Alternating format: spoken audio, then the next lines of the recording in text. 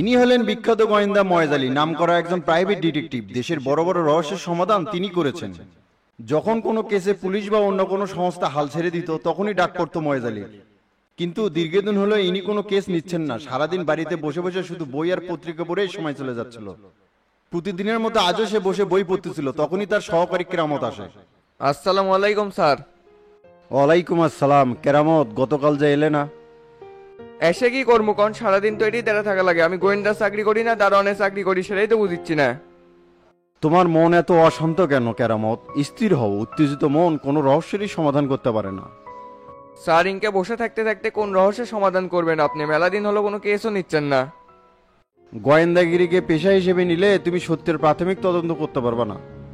তুমি তো সবই জানো কেন আমি রহস্য উদ্ঘাটন করা থেকে দূরে সরে গেছি। সেটা জানি স্যার, গোয়েন্দাগিরি করতে চায় একটা দুর্ঘটনায় পরিবারের সবাইকে হারায় ফেলছেন। ওই দিনগুলো আমি ভুলতে পারি না কেরামত। একা থাকা যে কি কষ্ট সেটা শুধু আমি জানি।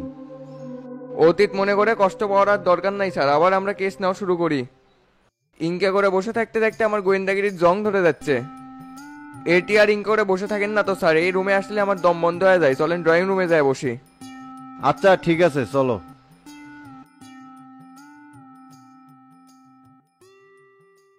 স্যার, আমাদের পুরাতন অফিসটা ধুয়ে মুছে পরিষ্কার করে নিছি, কাল থেকে ওখানেই বসা শুরু করব। অনেক দিন হলো ওই অফিসটাতে যাই না। ঠিক আছে, আমিও যাব তোমার সাথে।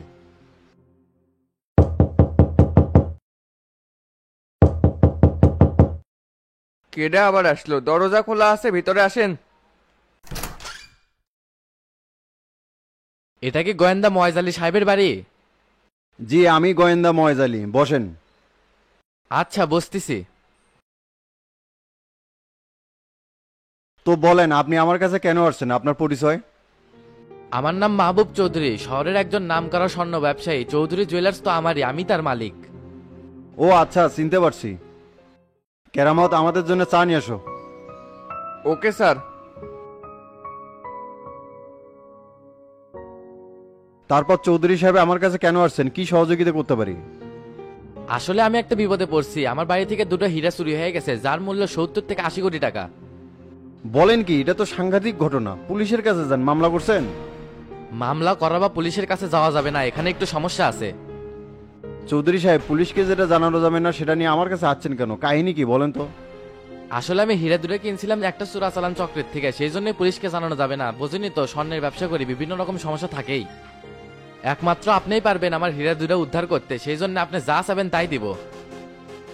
আগে আপনার ঘটনা শুনি, তারপর কত নিব না নিব সেটা বোঝা যাবে। গত মাসে 27 তারিখের ঘটনা। দোকান বন্ধ করে আমার কর্মচারী আব্দুলকে নিয়ে আমি বাসায় যাই, তখনও হীরা দুটো আমার সাথেই ছিল। আমার ছেলে মেয়ে অস্ট্রেলিয়াতে থাকে, আমার বউ সেখানে ঘুরতে গেছে, সেই জন্য বাড়িতে একা একা থাকি না, কর্মচারীকে নিয়েই থাকি। আপনার কর্মচারীর কি আলাদা কোনো বাসা ছিল না?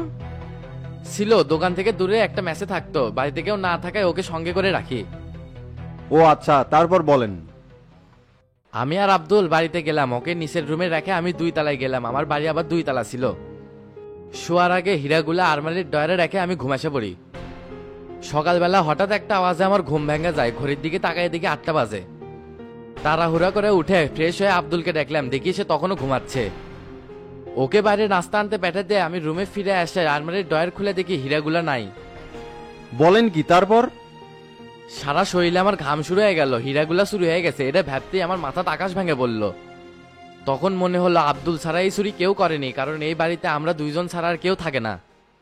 বাড়িতে কি অন্য কেউ ঢুকছিল? এমন কোনো আলামত পাইছিলেন? না, এরকম কোনো আলামত তো পাইনি।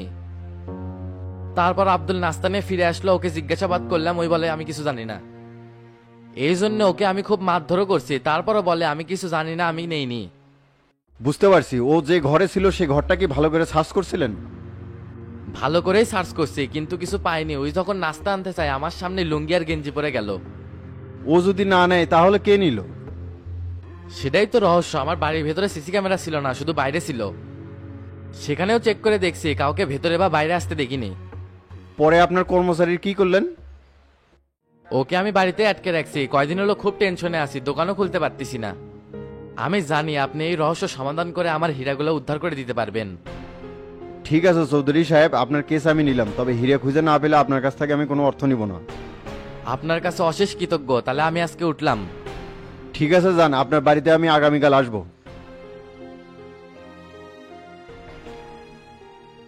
স্যার আমি শিওর ওনার কর্মচারী হীরাগুলা নিছে, না হলে আর কেটে নিবি। সব সময় আমরা একটা দিক কেন ভাবি কেরামত? সব সময় আমরা একটা দিক কেন ভাবি কেরামত? চোখের সামনে আমরা যা দেখি অনেক সময় সেটা ভ্রম হলেও সত্যিটা তার পিছনে লুকিয়ে থাকে, যেটা আমরা কোনোদিনও ভাবি না। এই মামলাটাও তেমন। আগে আমরা ওনার বাড়ি পর্যবেক্ষণ করি, কর্মচারীর সাথে কথা বলি, তারপর বাকিটা দেখা যাবে। তাহলে চলেন স্যার, ওনার বাড়ি বিলাই যাওয়া হোক। কিন্তু আমি তো আগামীকাল যেতে চাইছিলাম। না স্যার, আমরা না বলে আজকেই যাব। ঠিক আছে, তুমি গাড়ি বের করো, আমি আসতেছি।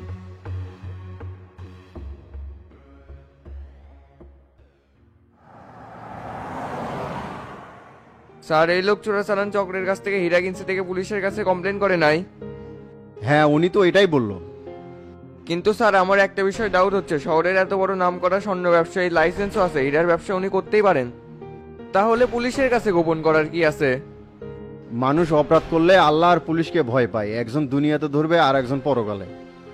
হিরেগুলো যেহেতু চোরাচালানে কিনছে, পুলিশ যদি সবকিছু জানা যায়, এই জন্য বলে নেই। দেখছো কেরামত, পুলিশের নাম নিতে নিতেই সোলেমান ওসি ফোন দিছে। মেলা দিন পর ফোন দিল, ধরেন কি বলে শোনেন। ময়েজ ভাই, আসসালামু আলাইকুম, কেমন আছেন? ওয়ালাইকুম আসসালাম, আলহামদুলিল্লাহ ভালো আছি। তে এতদিন পর কি মনে করে? আপনি তো মেলা দিন হলে দেখি না, আসেন না অফিসে, একসাথে বসে চা খাই। সোলেমান সাহেব তো চা খেতে পছন্দ করে না। চা খাওয়ার পিছনে তো রহস্যের গন্ধ পাচ্ছি। আপনি তো গোয়েন্দা মানুষ, কোথার জালে ঠিকই আটকে যায়। কাম আছে না, দেখা করেন। আমি একটা জরুরি কাজে যাচ্ছি, তো ফিরতে সন্ধ্যা হতে পারে, তখন গেলে হবে? সমস্যা নাই, আপনি আসেন।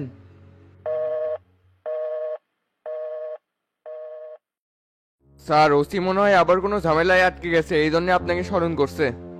পুলিশেরা এমনই কেরামত, ঠেলাত না বললে স্মরণ করে না। স্যার ওই লোকের বাড়ির সামনে তো চলে যাচ্ছি, বামে সাইড করলাম। কেরামত বাড়ির সামনে ওটা কে দাঁড়িয়ে আছে? স্যার সেটাই তো দেখেছি, খুব অদ্ভুত লাগিচ্ছে না? কাহিনী তো অবশ্যই কিছু আছে। তুমি একটু দূরে যা, গাড়িটা থামাও।